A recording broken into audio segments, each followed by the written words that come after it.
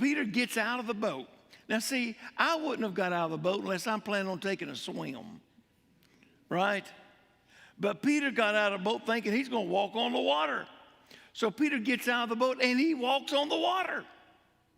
We always talk about how he sunk, but he did walk on the water. He walked on it farther than any of us have.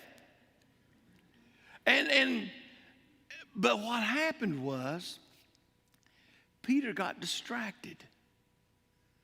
Distraction is one of the biggest enemies of faith because he got his eyes off of Jesus and got it on the winds and the circumstances and got his eyes off of Jesus.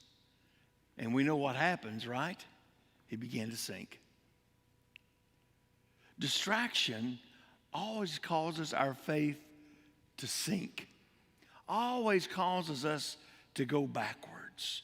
We don't worship like we used to. We don't pray like we used to. We don't read our scriptures like we used to. We don't give like we used to, some of us. And so we get distracted with the things of the world and the things around us and lose focus on Jesus.